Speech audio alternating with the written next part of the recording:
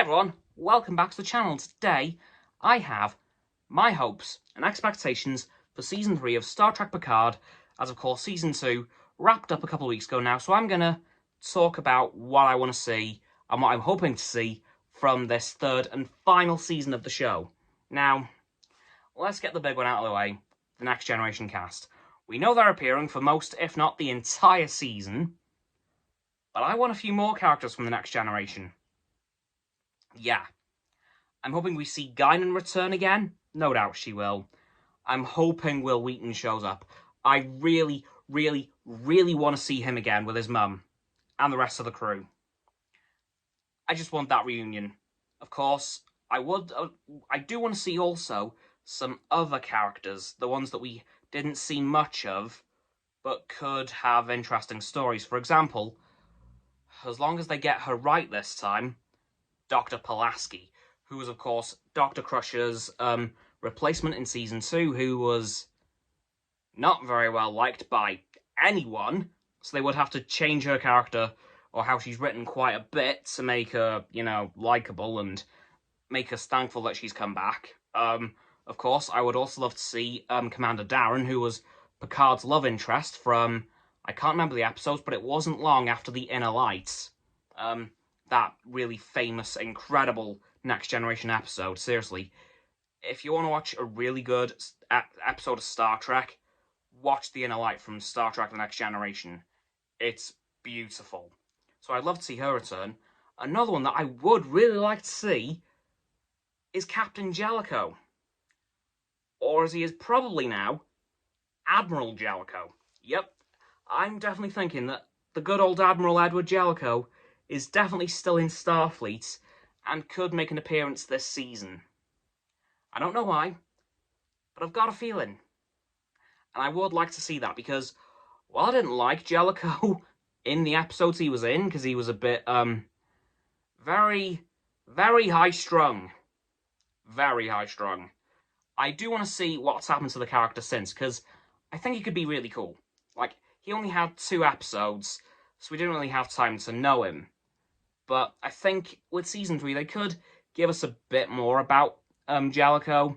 So I would love to see that. Of course, moving on from the cast, I do want to see how much of a time jump they give us this time, because, let's face it, we're definitely getting a time jump now. There's no way that we're not getting one. Even Season 1 and 2 skipped a year, going from 2399 to 2401. So we've skipped 1 year straight away. We could even go a couple of years further down the line to 2405, when the Klingon War from Star Trek Online started, which would be tantamount to saying, yeah, the game's actually canon. You're welcome. Although, if they really want to drive that one home, they could even include the Odyssey uniform from that game, aka the standard Starfleet uniform. And if that happens, I will be incredibly happy, because we've already got some ships from the game. If they include one of the events from the game and the uniforms, that'll be okay with me. Because you all know I love that game so much, and to see it finally become canon would give it the justice it deserves. It deserves to be canon. It's that good. And of course, the big one, what's the ship going to be? Because as we know, La Sirena is off with the Borg Collective.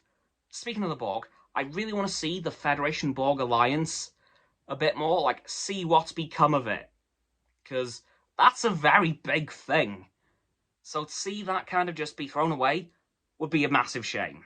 So I really want to see that. But, going back to the ship of this season, we have had a shot of the bridge from Terry Matalas, who is the showrunner for Season 3, who has worked on a lot of old Trek as well, such as, I think, Voyager and Enterprise.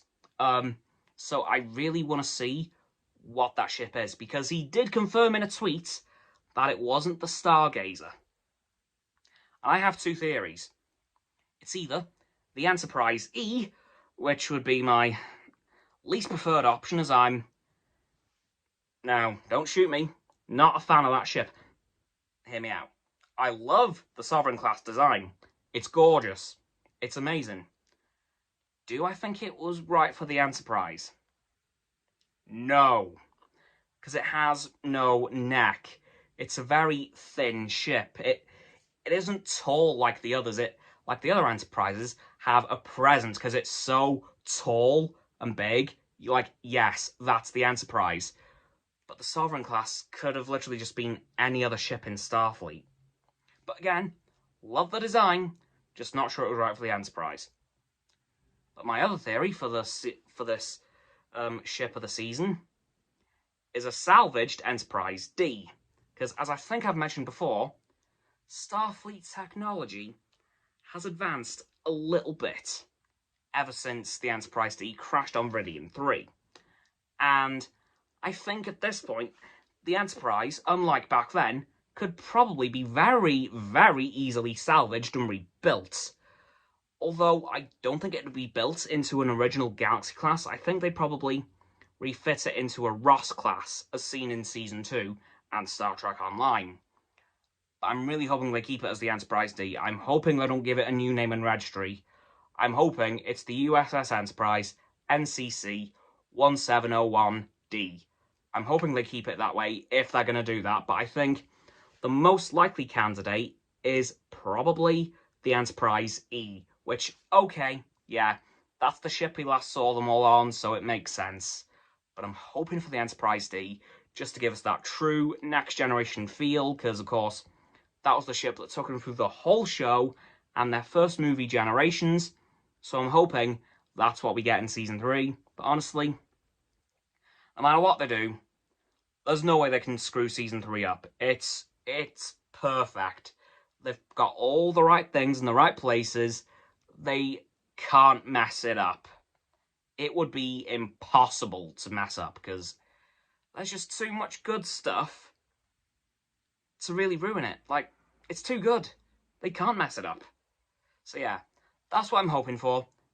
That's what I'm hoping for in Season 3 of Star Trek Picard, looking back from the end of Season 2. So, don't forget to like this video, subscribe to mine, Roxanne's and Frost's channels. Their links are in the description. My sub button is down there. Yeah, that big red one. Unless you've already subbed, then it's grey. Thank you for that, by the way. And once you've done that, don't forget to click all three bell icons to get all three sets of our notifications. Comment as well, because why not? And let me know what you're hoping for from Star Trek Picard Season 3. And if there's anything you think I've missed, once you've done that too, don't forget to follow me on all of my social medias. They will be in the link tree in the description down there. And while you're down there too, don't forget to check out Roxanne's website and Frost's Instagram. Their links are also in the description below my link tree. And lastly, please, please, please do not forget to share this video with all of your friends so they can join the infinite loop of liking, subscribing, commenting, following, and sharing, and around and around and around that loop. And I'll see you guys tomorrow with another video. Goodbye!